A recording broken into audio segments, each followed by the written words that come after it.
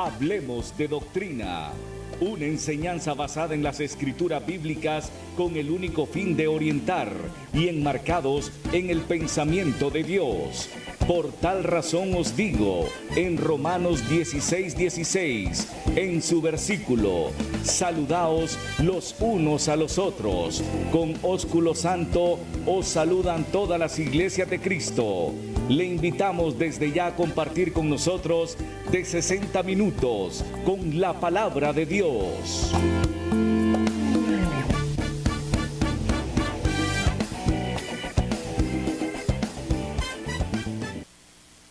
Ven sin tardar, entre nosotros hoy Él está y te convida con dulce afán, tierno diciendo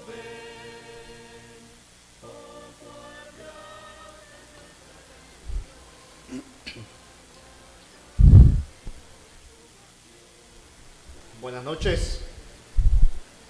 Muy buenas noches, estimados televidentes, que el Señor les esté bendiciendo grandemente, esperando se encuentren bien por la gracia de Dios. Aquí estamos como cada domingo con la disposición de poder transmitir un programa de televisión, no un programa cualquiera, sino un programa especial donde podamos hablar abiertamente acerca de la palabra del Señor.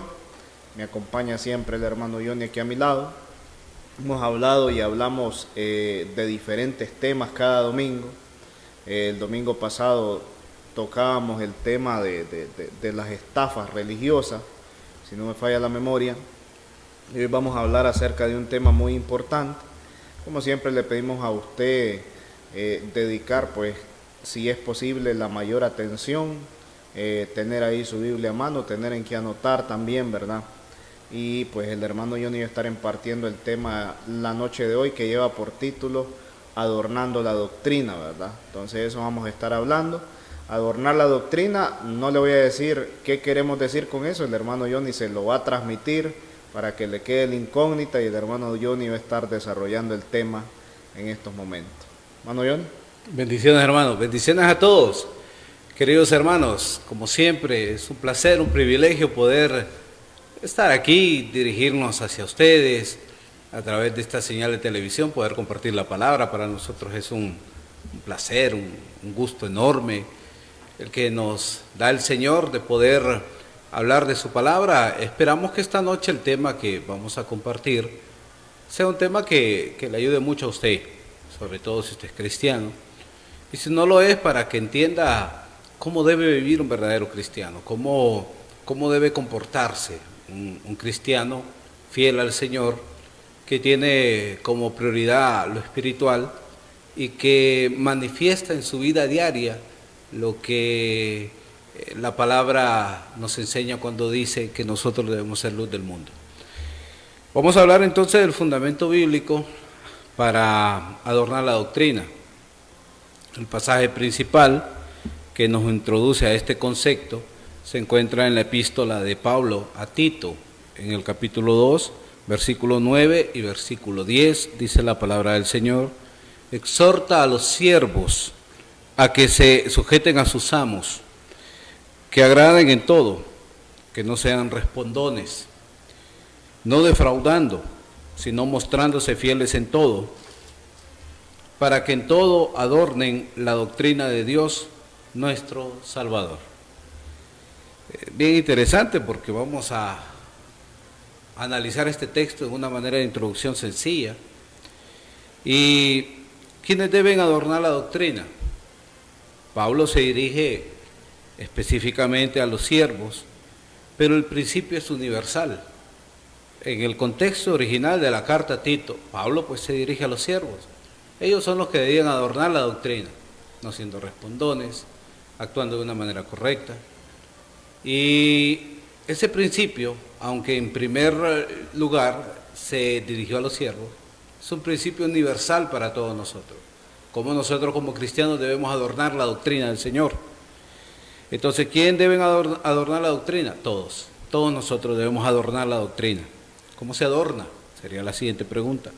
Bueno, a través de un comportamiento ejemplar. ¿Cómo se adorna la doctrina? Bueno, sencillo. Todo cristiano, en cualquier área donde esté, en cualquier lugar donde esté, en cualquier trabajo que desempeñe, cualquier labor, cualquier acción que haga, tiene que ser ejemplar. Su comportamiento tiene que ser ejemplar.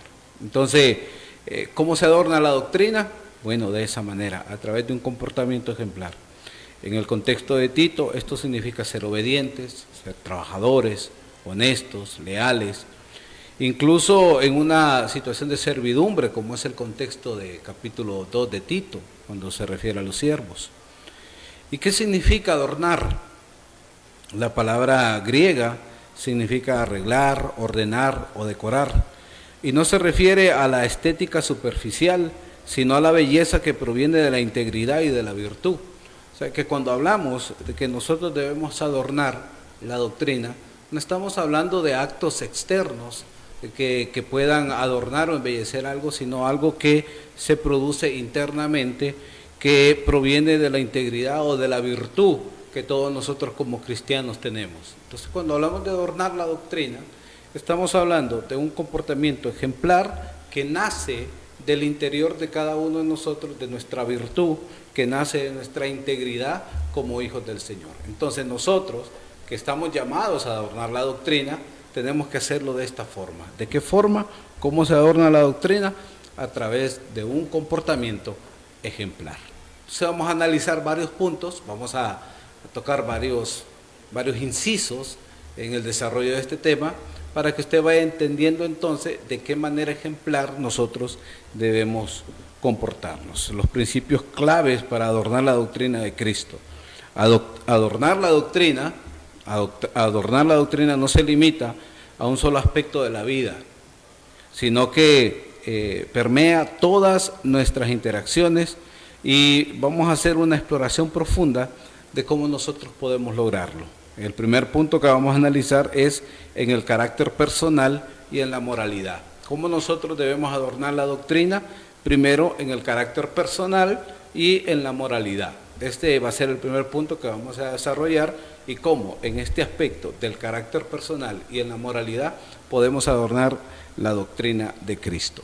Hay algo importante que nosotros como cristianos debemos entender. Primero, es la coherencia entre lo que creemos y cómo vivimos con lo que creemos. O sea, esa coherencia es muy importante. La coherencia entre lo que decimos creer y cómo vivimos es el adorno más poderoso. Un estilo de vida santo y virtuoso da credibilidad al mensaje que proclamamos. O sea, es sumamente interesante que debe haber una coherencia, y eso es lo que más se le ha criticado precisamente a los cristianos. Mire, el mundo, la gente que no está en la iglesia, la gente que no quiere ir a la iglesia,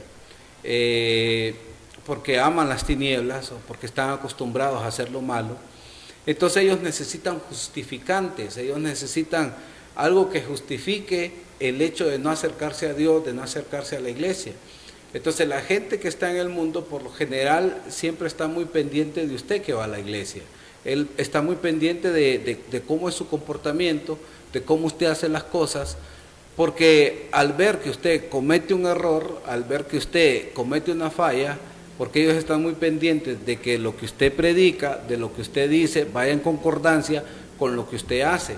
Entonces, pero cuando ellos ven que usted dice una cosa, pero hace otra, entonces esa es la justificante que están utilizando para decir, ¿para qué voy a ir a la iglesia si este es peor que yo? ¿Para qué voy a ir a la iglesia si esta hermanita o este hermanito dice amar al prójimo y yo lo veo como anda trayendo chismes y llevando chismes de un lado para otro?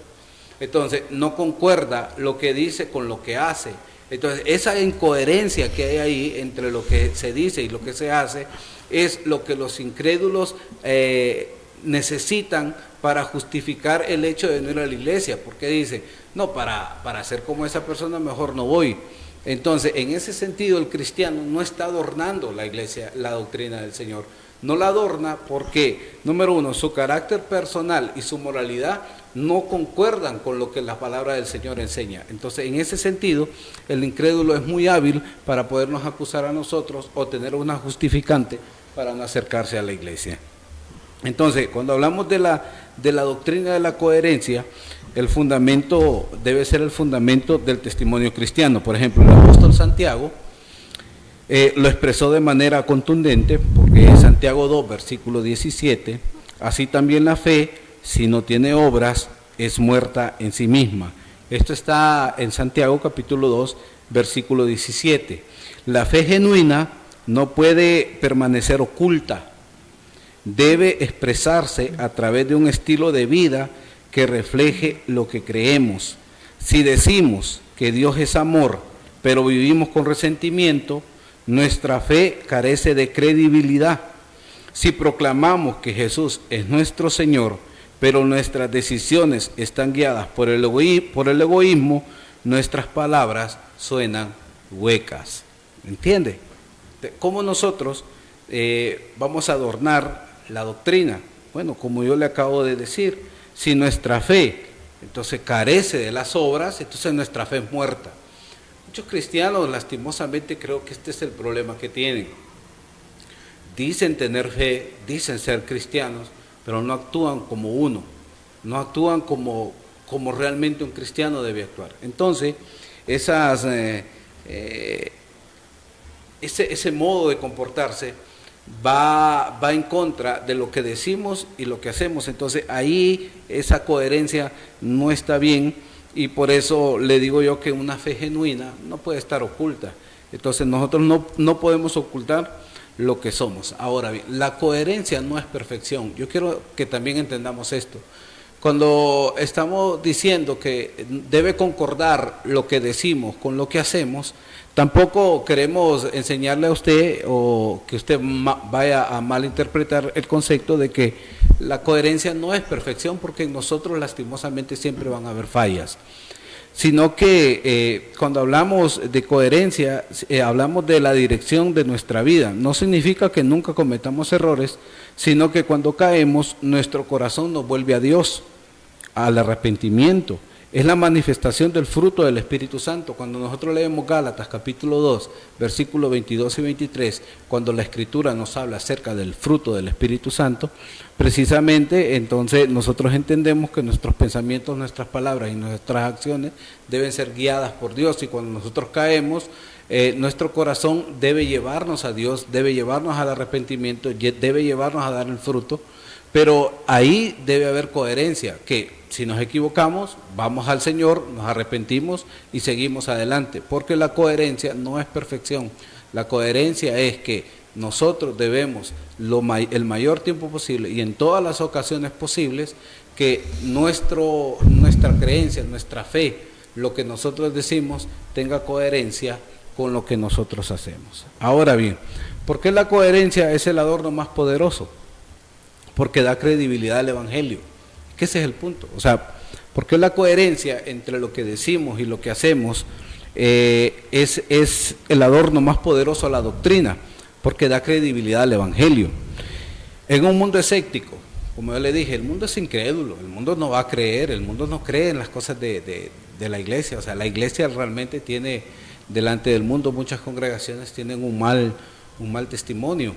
Y la verdad que está relacionado con el tema que dimos el domingo pasado, porque cuando hablábamos el domingo pasado acerca de las estafas religiosas, vemos nosotros que muchos líderes de las iglesias se están enriqueciendo, se enriquecen a costa de los fieles que van a sus congregaciones, sacan ese beneficio económico y la gente del mundo dice, no, esos pastores son pícaros, esos pastores solo el pisto ven, esos pastores son los únicos que prosperan y los hermanitos que van ahí cada día van más para abajo, no ve que van para arriba.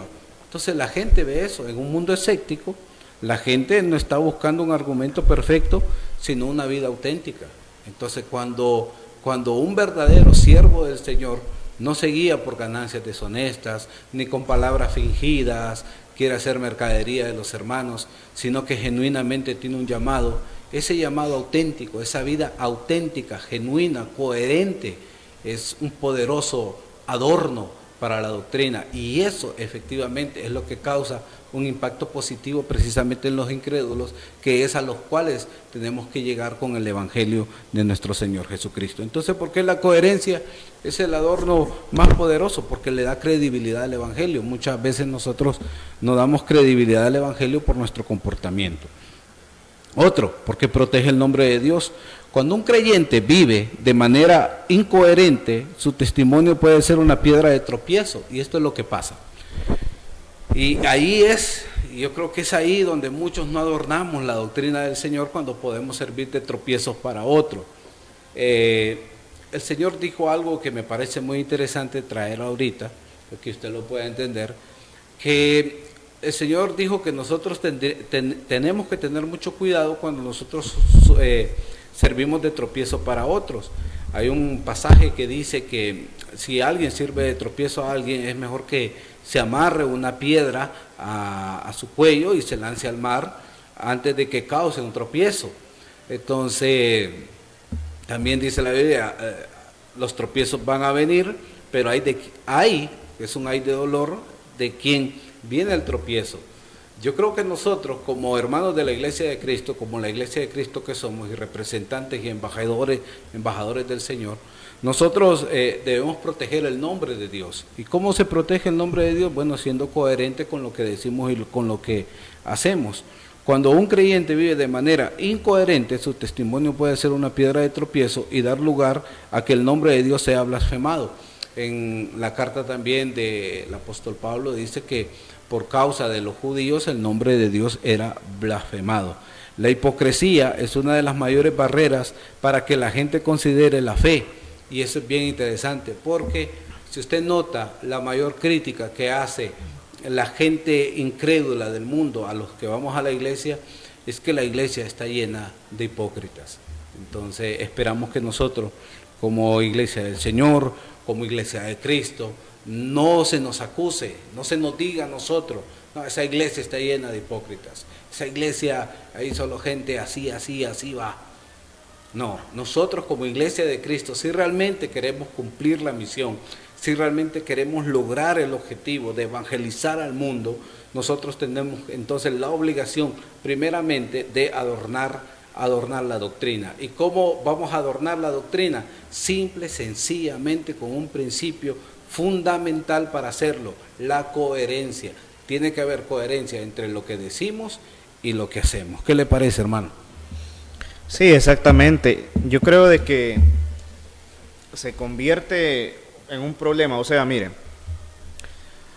es tan sencillo poder comprenderlo, porque ¿de qué serviría tener la doctrina correcta si nuestros actos ensucian la doctrina correcta? Entonces, el que sabe hacer lo bueno, pues no lo hace, le es pecado, ¿verdad? Entonces, y caso contrario, y muchas veces esa es la justificante de las personas, de decir, no, pero nosotros no tenemos la doctrina correcta, pero sí tenemos amor. Pero nosotros no tenemos la doctrina correcta, pero sí nuestra forma de vestir se ve más decente. Sí. No tenemos la doctrina correcta, pero nuestra forma de vernos, incluso muchas veces se ataca esta cuestión de las mujeres, ¿verdad? Que por qué las mujeres que van a la iglesia usan pantalón. Entonces, porque en la mayoría de iglesias evangélicas, si no en todas, vienen las mujeres y usan, cada vez que van al culto, usan vestidos largos que les tapan hasta la punta de los pies, que por qué las mujeres que van a la iglesia, a pesar de tener la doctrina correcta, muchas veces se caminan pintando el pelo en verde, amarillo, rosado, rojo y un montón de cosas ahí, una combinación ahí toda extraña. Entonces, que por qué la mujer que va a la iglesia, a pesar de tener la doctrina correcta, se camina poniendo uñas sobre las mismas uñas que ya tiene, y podemos hablar un montón de situaciones, ¿verdad? Entonces, que por qué el hombre que va a la iglesia y a pesar de que tiene la doctrina correcta, llega a la iglesia no con camisa manga larga, sino que lleguen así en camisa informal, que por qué llega de tenis, que por qué esto, que por qué aquello, ¿verdad? Si bien es cierto, de pronto podríamos decir que ese tipo de cosas son irrelevantes, y realmente para nosotros como cristianos que ya hemos madurado en la fe, podría decirse que son irrelevantes, pero la misma madurez en la fe nos va a hacer analizar de otro punto de vista, y es del punto de vista que mencionaba el hermano Johnny. ¿Cuál es ese punto de vista? El punto de vista es que nosotros tenemos gran nube de testigos, entonces, y que nosotros no podemos servir como piedra de tropiezo ante los demás. Entonces, por así decirlo, ¿qué perdemos nosotros con vestirnos quizás un poco más decente? Y a través de esa forma de vestirnos un poco más decente, puede ser que esa sea la piedra de tropiezo por la cual determinadas personas no vienen a Cristo. Entonces no pasa nada con poder hacerlo. Entonces lo importante, creo yo, que es más valioso de que se salve una persona para Cristo. Entonces pienso que es más valioso que salve un alma para Cristo, ¿verdad? Que pueda llegar a la iglesia, estudiar, convertirse al cristianismo, estudiar la palabra del Señor, y obviamente a medida que vaya madurando también en la fe, como nosotros también ya hemos madurado en la fe, se va a dar cuenta de que al final ese tipo de cositas pues eran meramente irrelevantes, ¿verdad? Entonces, pero se necesita poder hacer eso.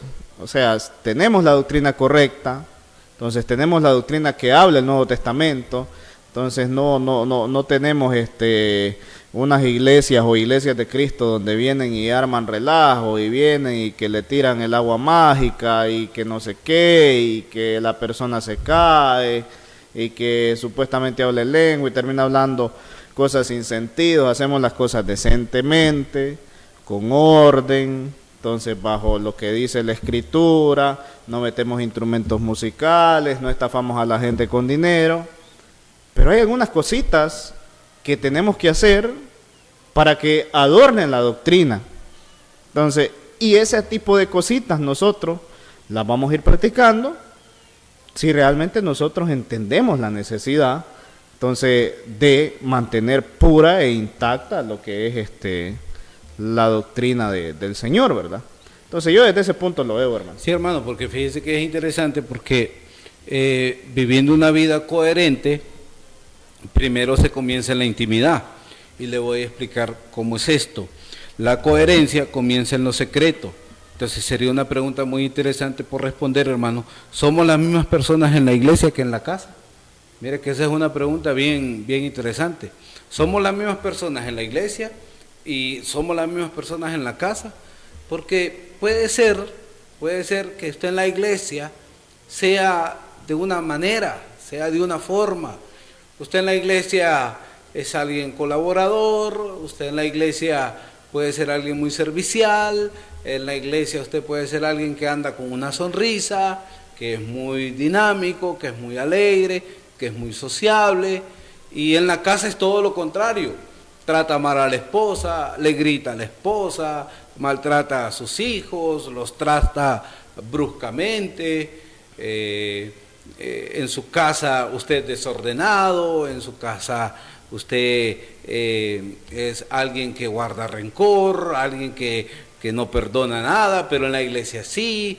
Entonces, yo creo que precisamente la coherencia comienza en lo secreto, y la pregunta de que si somos las mismas personas en la iglesia o en la casa debería ser: somos la misma persona. Yo soy la misma persona estando en la iglesia, yo soy la misma persona estando en mi casa, yo soy la misma persona estando en mi trabajo, yo soy la misma persona estando en cualquier lugar donde esté. Yo siempre seguiré siendo la misma persona. No puedo tener una máscara para la iglesia, una máscara para el trabajo, una máscara para mis amigos, una máscara para las personas que no me agradan, una máscara para acá. No, usted simple y sencillamente debe ser la misma persona en todos lados. Entonces, la coherencia comienza en lo secreto, ahí, en la intimidad de nosotros. También en las relaciones. Nuestras palabras son de aliento o de crítica. Ahí es donde viene: ¿somos rápidos para perdonar o para guardar rencor? La manera en que nos relacionamos con los demás es una prueba de fuego para nuestra fe. Entonces es bien interesante cómo son nuestras palabras. Mire, si usted es el criticón del trabajo, si usted donde trabaja, usted es el chismoso, usted es el criticón, usted es el que no puede guardar secretos, usted es el que causa problemas, usted es el difícil de tratar, usted es el difícil de hablarle, usted es la persona complicada en el trabajo, usted es el que crea un mal ambiente de trabajo, y los domingos lo ven en la iglesia, ¿qué van a decir sus compañeros de trabajo? ¿Qué van a pensar de usted? O sea, no concuerda esas actitudes durante toda la semana, y el domingo lo ven en la iglesia sentadito como un angelito, o sea, totalmente cambiado y diferente. Entonces la gente dice, no, hombre, ese es un hipócrita, ese es un mentiroso. Entonces es ahí donde nosotros como cristianos no podemos adornar la iglesia, la doctrina del Señor, porque no hay coherencia entre lo que hacemos y lo que decimos. Entonces hay que tener mucho cuidado en las relaciones interpersonales. Y en el mundo, nuestra ética de trabajo refleja la honestidad de Cristo, somos conocidos por nuestra integridad en el negocio, la coherencia en el mundo real es el adorno público de la doctrina. Entonces ahí, simple y sencillamente, es interesante este punto. Vivir en coherencia es un desafío diario, pero es la evidencia más convincente de que hemos sido verdaderamente transformados por Cristo. Es el adornar la doctrina, como dice Tito 2, versículo 10, de que habla la Biblia, y es la forma más poderosa de predicar sin pronunciar una sola palabra. Filipenses 2:15 dice la palabra del Señor, para que seáis irreprensibles y sencillos, hijos de Dios sin mancha, en medio de una generación maligna y perversa, en medio de la cual resplandecéis como luminares en el mundo. Escuche bien, para que seáis irreprensibles. Irreprensibles debemos ser nosotros para adornar la doctrina. Irreprensibles, sencillos, hijos de Dios sin mancha, en medio de una generación maligna y perversa. Y en medio de una generación maligna y perversa, nosotros debemos resplandecer como luminares en el mundo. Ese es el llamado que tiene el cristiano para adornar la doctrina.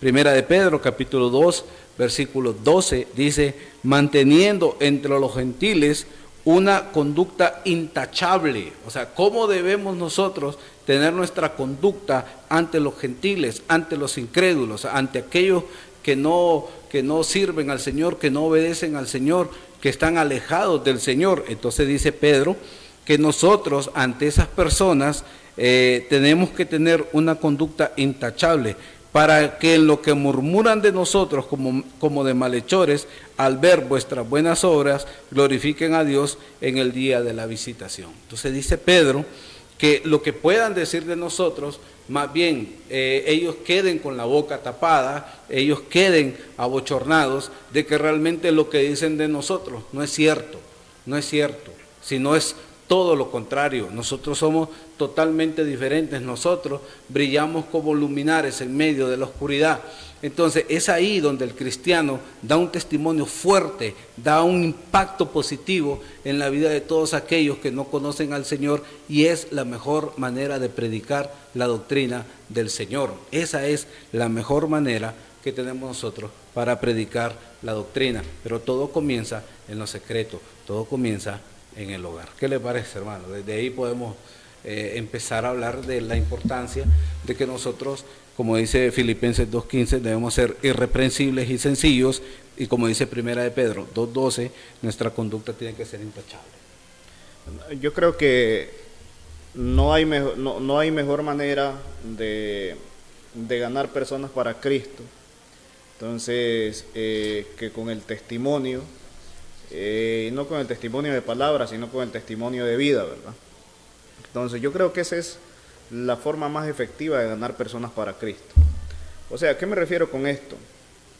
De que viene alguien y dice, Cristo ha transformado mi vida.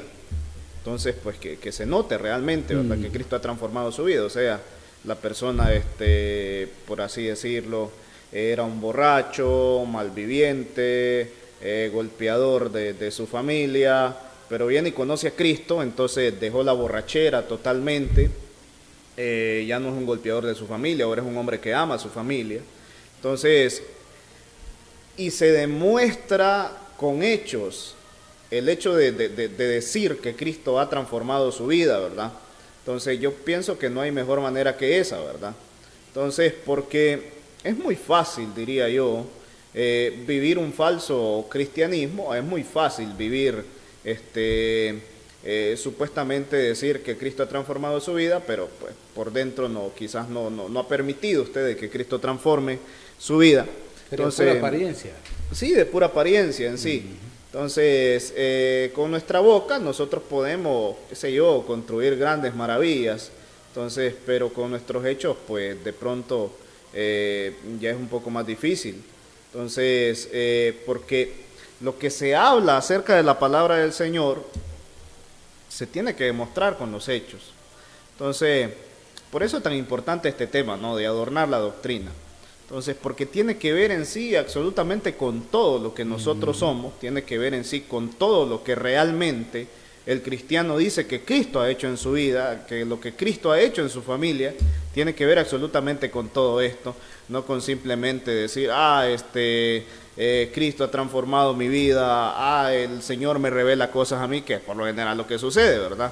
Entonces muchas personas diciendo, yo tengo sueños, el Señor me revela cosas, el Señor me dijo que le hablara, el Señor me habló, el Señor esto, el Señor aquello, y así sucesivamente, ¿verdad? Y por mucho que las personas crean en la palabrería, porque en sí terminan creyendo muchas veces en la palabrería, en estas personas que dicen, Dios me habló, Dios hizo esto, Dios me dijo que le dijera, Dios y aquí yo soñé y que iba a pasar esto y que no sé qué. Entonces, de pronto al inicio terminan creyendo en este tipo de cosas, pero cuando ven las acciones, entonces toda esa palabrería y por muy bonito que hable, o sea, lo que quiero decir es, hay muchas personas que son muy buenas oradoras, muy buenos oradores. Entonces, personas que hablan muy bonito, que usan las mejores palabras, que de pronto uno puede sentir hasta que da gusto escuchar a esa persona, ¿verdad? Entonces, pero una cosa es la palabrería, la forma de expresarse, y otra cosa muy diferente es la forma de vivir. Y se lo voy a poner así, es preferible que una persona no tenga estudios, es preferible que una persona no sea letrada, es preferible que una persona no tenga títulos, pero si tiene una vida transformada por Cristo, ese es el mayor testimonio que puede tener para que otras personas vengan. Por eso le decía de que la mejor forma de poder predicar el Evangelio es a través de una vida transformada. Entonces, porque a través de la palabrería pueden llegar muchas personas, pero cuando vean de que ha sido pura palabrería, esas mismas personas son las que se van a encargar de poner los clavos para el ataúd. Entonces, mientras que si nosotros como cristianos, en vez de palabrería, nosotros adornamos la doctrina que profesamos con nuestros hechos, ahí pues ya es un asunto muy diferente. Se lo menciono porque ¿cuántas veces usted no ha sabido, usted que nos está viendo, usted no se ha enterado de personas que vienen y hablan de Cristo y dicen que Cristo las ha transformado y simplemente lo dicen de frente, pero posteriormente usted los encuentra fumando, posteriormente usted, por muy sorprendente que parezca, de pronto va a algún restaurante o alguna comidería de la ciudad, entonces usted se los encuentra tomando, entonces y usted dice, pero ¿y ese no es el pastor o el sacerdote que habla acerca de la palabra del Señor y está tomando y está fumando y cómo es esa situación? Entonces es importante, claro, poder tener la doctrina correcta. Yo estoy 100% seguro de que como cristianos, como Iglesia de Cristo, nosotros tenemos la doctrina correcta, de eso no tengo ninguna duda. Entonces nosotros como predicadores, nosotros podemos debatir con quien sea y nosotros vamos a caer siempre a la luz de la razón de lo que dice la Escritura, ¿verdad? No por molestar a nadie, no por humillar a nadie, sino porque de esa manera lo presenta la Escritura, ¿verdad? Históricamente así ha sido. Entonces, pero aparte de eso, es importante adornar la doctrina, vivir lo que uno está predicando. Entonces, vivir, incluso para los miembros de la iglesia, poner en práctica, vivir lo que se dice en la iglesia, ¿verdad? Entonces, les mencionaba y me mencionábamos ahí la cuestión del atavío de las mujeres. Entonces, yo pienso que en vez de perder algo, más bien termina siendo un beneficio para nosotros a medida que nosotros vayamos viendo cómo vamos madurando y cómo Cristo sigue transformando nuestra vida, porque nuestra vida día con día, semana a semana, tiene que ir siendo mejorada, siendo transformada. Los frutos realmente de arrepentimiento pues se tienen que ver para que no quepa dentro del pensamiento de las personas o dentro de la boca de las personas de decir, para ser como tal persona mejor no voy a la iglesia. Entonces, que las personas de por sí caminan buscando una excusa en cada momento para no seguir a Cristo, una excusa en cada momento para no ir a la iglesia. Entonces, que realmente pues lo que se expresa, que realmente el hecho de poder decir soy cristiano, que sea real, entonces que se honre a Dios, porque es triste cuando las personas dicen, no hombre, ¿cómo voy a ir a la iglesia si ahí va fulano de tal que le es infiel a la mujer? ¿Cómo voy a ir a la iglesia si allá va la fulana de tal que le pega al marido? ¿Cómo voy a ir a la iglesia si allá van los hijos de los fulanos de tales que son el azote del barrio, que son el azote del colegio, que son el azote de la universidad? Entonces, ¿cómo voy a ir a la iglesia si ahí va la hija de los hermanos tales que camina prácticamente semidesnuda, enseñando todo? Entonces, ese tipo de cositas vienen a botarnos la buena doctrina que tenemos, la buena doctrina que practicamos. Entonces, y muchas veces nos ha pasado que nosotros ni cuenta nos damos, sí, ¿sí o no? Sí, es cierto. Entonces, y nosotros pues como pasamos invitando a las personas a la iglesia, entonces nosotros, hey, ¿qué tal? Le invitamos a la iglesia, que mira que no sé qué, y que le animamos, que Cristo puede cambiar su vida, y de pronto le dicen al hermano Johnny, pero y ahí va el fulano de tal, y uno bien alegre le dice, sí, es nuestro hermano en Cristo. Entonces, pero no, hombre, mejor para ser como fulano de tal, mejor no voy, dice. Entonces, ya ve la situación. Entonces, adornar la doctrina tiene que incluir todo eso. Sí, hermano, claro que sí, hermano, bien dicho. Entonces tiene que haber coherencia entre lo que decimos y lo que hacemos. Ese ha sido el primer punto. El segundo punto es adornar la doctrina, y es en la familia y en las relaciones interpersonales. Mire, el hogar es el primer lugar donde la doctrina de Cristo debe ser adornada. Escuche bien. El hogar es el primer lugar donde la doctrina de Cristo debe ser adornada. Las relaciones familiares saludables son un testimonio poderoso del Evangelio. Entonces, esta es una verdad fundamental y a menudo el mayor desafío en la vida de un creyente, si el Evangelio no puede transformar el lugar donde somos más vulnerables y auténticos, ¿qué credibilidad tiene en el mundo exterior el hogar que no ha sido cambiado por Cristo? El hogar es el campo de batalla y a la vez el testimonio más poderoso de la gracia de Dios. El hogar es el taller de la coherencia cristiana. El apóstol Pablo, en sus epístolas, dedicó un espacio significativo a las relaciones familiares porque sabía que el hogar es un lugar donde el cristianismo es probado de verdad. No se trata solo de la piedad pública, sino de cómo vivimos cuando nadie más nos ve, y eso solo es en el hogar. Hay muchas expresiones que se dicen, por ejemplo, ¿quiere saber cómo es su esposo? Pregúntele a la esposa que tiene. Entonces, pregúntele a la esposa cómo es él. Entonces, ¿quiere saber usted si la hermana es buena esposa? Entonces, pregúntele al esposo cómo es ella. Entonces, por lo general, ahí es donde la gente dice, se sacan los trapitos al sol.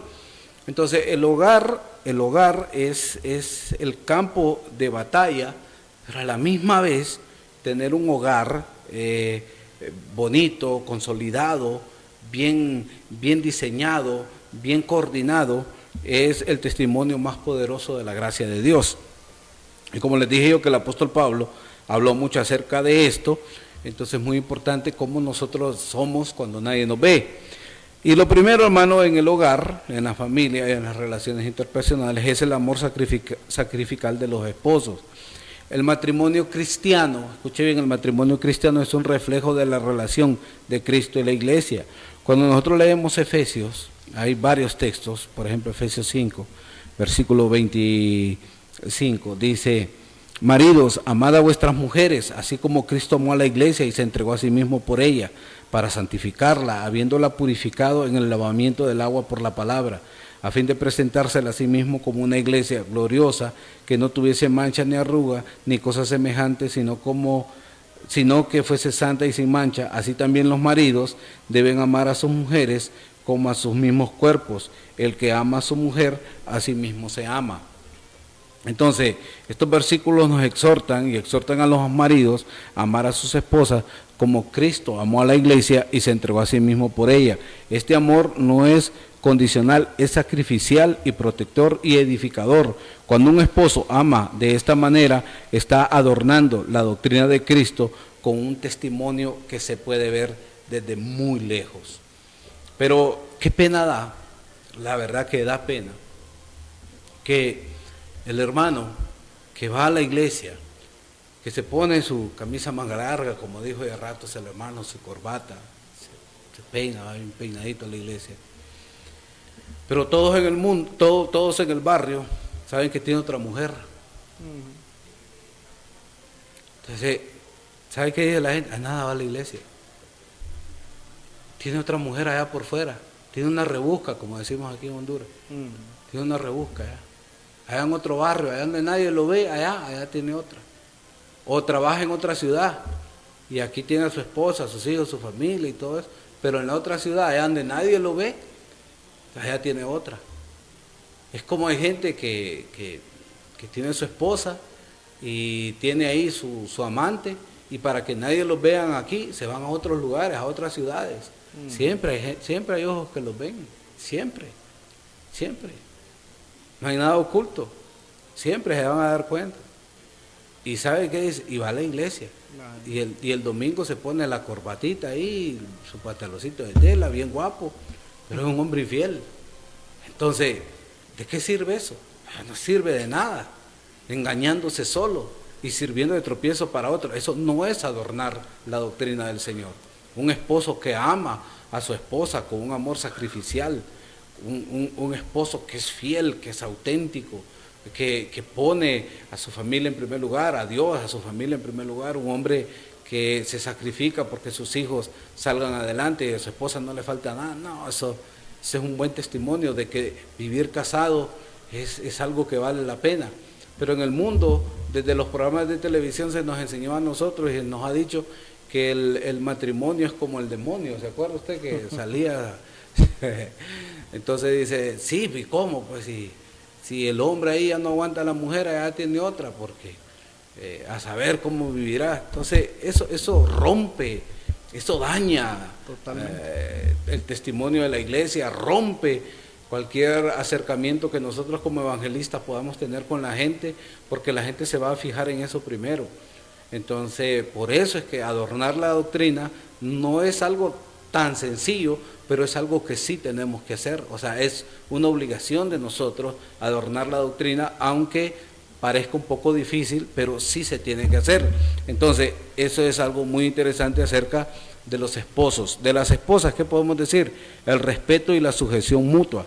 El mismo pasaje de ahí de Efesios 5:33 dice: por lo demás, cada uno de vosotros ame también a su mujer, así como a sí mismo, y la mujer respete a su marido. Escuche bien, Efesios 5:32, la mujer debe respetar al marido. Las mujeres hoy ya no respetan al marido. Vení vos, por acá, vení vos, tal por cual, peor es nada. No respetan al marido, no lo respetan. Entonces, cuando la gente ve eso, cuando la gente ve que el marido tiene otra, la mujer no lo respeta, que el sábado en la noche salieron las frideras por las ventanas porque se pelearon, se jalearon los moños allá adentro, y el domingo en la mañana todos en el carrito para la iglesia. Eso no concuerda, eso, no encaja eso. No encaja. Que el marido sea un hombre infiel, irrespetuoso, que no ame a su esposa, y que su esposa sea una mujer que no respete a su marido, que sea una mujer que lo humilla, que sea una mujer grosera, mandona. No, nada de eso. Eso no concuerda con la doctrina de Cristo. Eso va contra los principios enseñados en la Escritura, donde la esposa debe ser una mujer sumisa, sometida a su marido, al buen gobierno que tiene su marido. Entonces, pero cuando esas cosas están ahí, no concuerda. Y ahí el tercer punto en la familia, la crianza de los hijos. El hogar es el primer lugar del discipulado.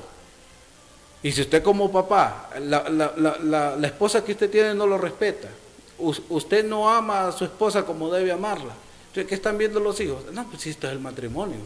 Así es. Mi mamá le pega a mi papá, porque si mi papá se quiere defender o algo, mi mamá ya lo tiene amenazado que lo va a meter preso. Entonces el pobre hombre tiene que vivir humillado ahí, aguantando, porque ya saben cómo están las cosas aquí. Entonces, todo ese tipo de cosas, y como bien lo dijo el hermano, estos hipotes van creciendo y crecen sin disciplina, crecen desordenadamente. Entonces, son estos hipotes que no tienen riendas, no tienen padres, quien los eduque, quien los instruya. Son estos hipotes que andan causando accidentes en la calle, porque el papá, ¿para qué estar este hipote aquí? Mejor agarrar la moto, andar, matate allá, mejor, porque aquí ya no te quiero ver yo aquí. Un padre irresponsable que le da una moto a su hijo que ni licencia para andar tiene, pero ahí anda el cipote a 150 kilómetros por hora en esos bulevares, en esas calles matándose. Y el papá de ese cipote, porque es tan irresponsable de darle un vehículo a alguien que no tiene ni la capacidad para poder entender que puede perder la vida y se mueren antes de tiempo. Y lo peor es que se mueren sin el Señor. Eso es lo peor. Entonces, ¿por qué? Porque hay padres ausentes. Porque los matrimonios hoy totalmente distanciados. La mujer allá en el TikTok y el marido allá en el Instagram, y el otro por allá y el otro por acá, y totalmente separados. Y la gente ve eso. Y la gente que quiere ir a la iglesia a arreglar su matrimonio, ve el suyo que va a la iglesia y dice, no, hombre, si yo estoy mejor que este que va. Entonces, adornar la doctrina en la familia, en las relaciones interpersonales, con la esposa, con el esposo, con los hijos, es el reto más grande que nosotros tenemos, porque si tenemos y consolidamos una buena familia, un buen hogar, ese es el testimonio más poderoso que tenemos de que realmente Cristo puede cambiar vidas. Pero si no hay coherencia en la familia, en el hogar, hermano, estamos totalmente equivocados, y la iglesia del Señor nunca va a crecer, porque la gente siempre va a encontrar una excusa para no seguir al Señor, cuando nosotros mismos somos los que les estamos dando un mal ejemplo. Claro, y ahí cabe al 100% perfectamente lo que usted mencionaba hace un momento, el hecho de poder servir de piedra de tropiezo. Entonces, cuando usted y su familia no han permitido todavía que Cristo transforme sus vidas, pues déjeme decirle que lamentablemente está sirviendo de piedra de tropiezo, porque bien lo mencionaba acertadamente el hermano Johnny, realmente es triste y a la misma vez es vergonzoso poder pasar por ese tipo de situaciones, ¿verdad? La verdad que la mayoría de lo que se tenía que hacer ya lo hizo nuestro Señor Jesucristo, ¿verdad? Entonces a nosotros nos toca hacer la minoría. El problema es cuando ni con esa minoría que nos toca podemos lidiar. O sea, el problema cuando hay tantos malos testimonios de vida, y si bien es cierto, ningún matrimonio, ninguna persona en el mundo va a poder ser perfecto como tal. Problemas siempre van a haber, pero una cosa es tener problemas, no ser perfecto, y otra cosa es pasarse de la raya, ¿verdad? Como popularmente decimos. Es preocupante cuando de pronto dicen, pero tal hermano de la iglesia golpea a la mujer. Uy, es preocupante. Cuando incluso con cosas tan sencillas que hay que hacer, pero no se hacen, como por ejemplo los roles que el Señor ha establecido dentro del matrimonio, ¿verdad?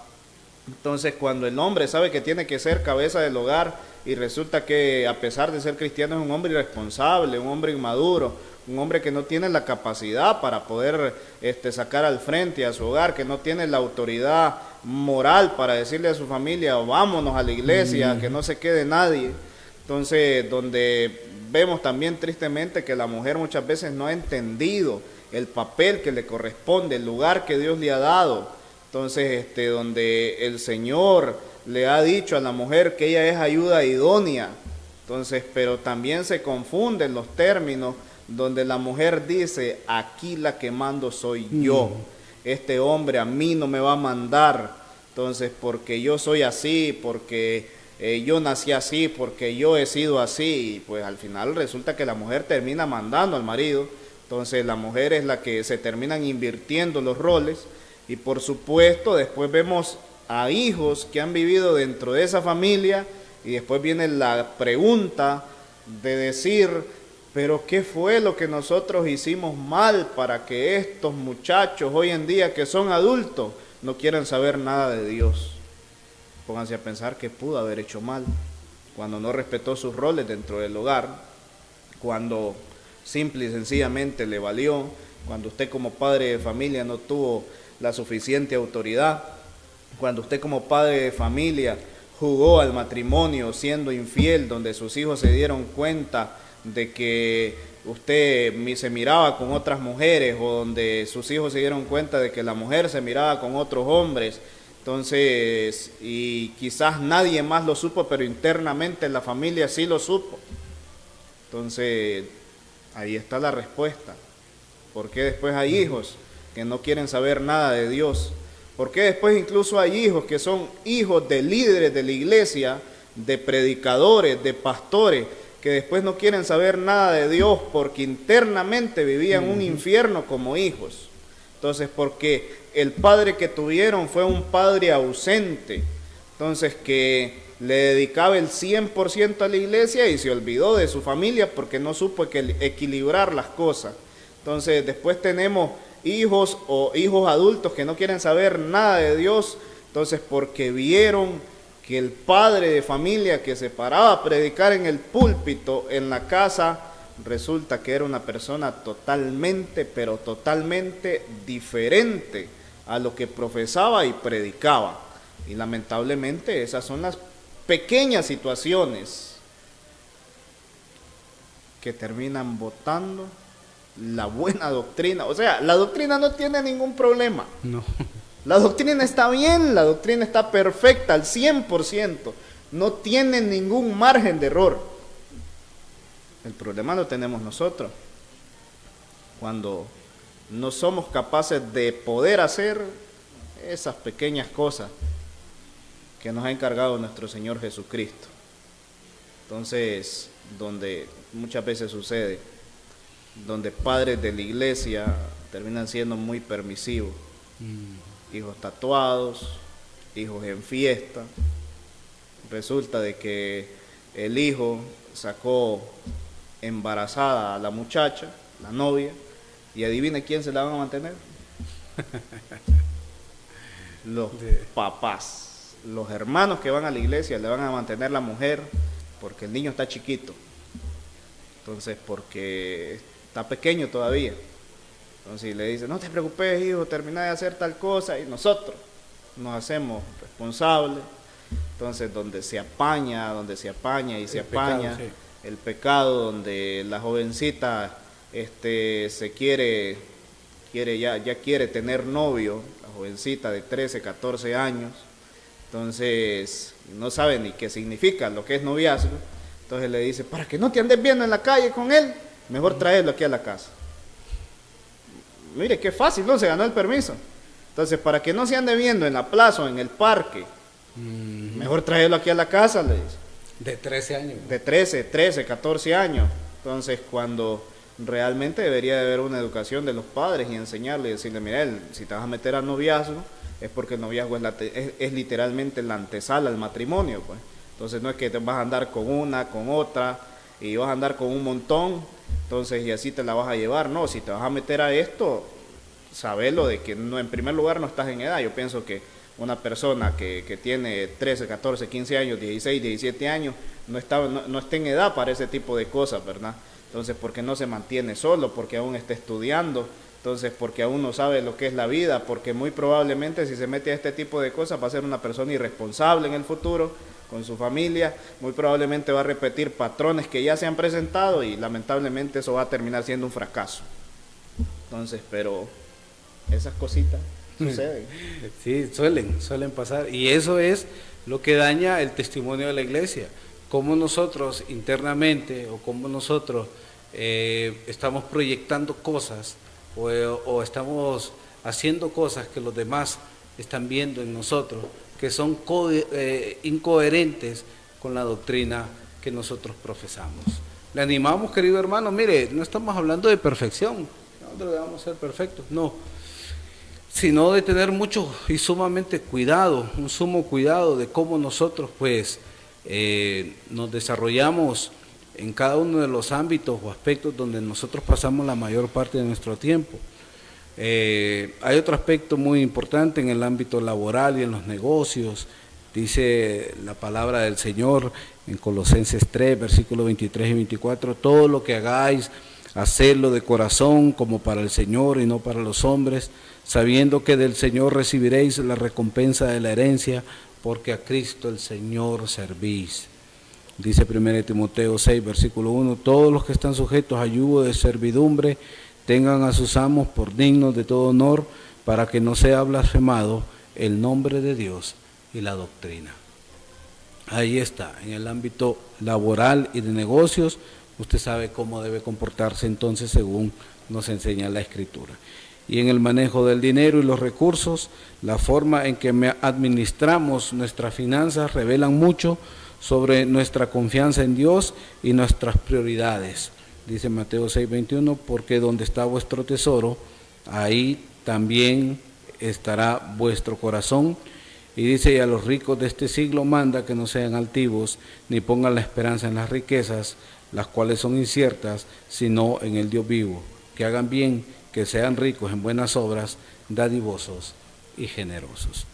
Es bien interesante cómo nosotros, de diferentes maneras, de diferentes formas, en cualquier ámbito donde estemos, podemos adornar la doctrina de Cristo, podemos adornar la doctrina de Dios. Es un trabajo que nosotros tenemos que hacer, cada uno individualmente, como miembros de la Iglesia de Cristo.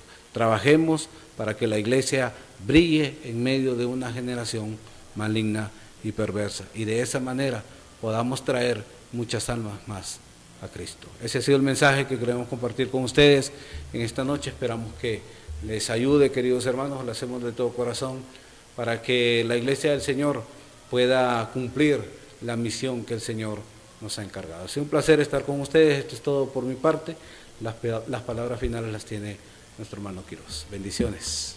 Muy bien, agradecemos por su tiempo. Le invitamos como siempre a nuestras congregaciones, Barrio Santa Marta, ahí a una cuadra del Cuerpo de Bomberos, a encontrar la Iglesia de Cristo en la colonia Mata, una cuadra abajo del tanque donde se recolecta el agua, y va a encontrar también nuestras congregaciones. Nos reunimos en medio de semana, nos reunimos el primer día de la semana siempre, entonces le animamos a que pueda de pronto visitarnos, tomarse el tiempo de poder estar con nosotros, y pues de igual manera enviamos un cordial saludo a cada uno de las personas que nos ven, a cada uno de nuestros amados hermanos en Cristo. Sin más que agregar, le deseamos de que pase una feliz noche. Que Dios le bendiga grandemente. Bendiciones. Pecho de gozo y paz, y porque anhela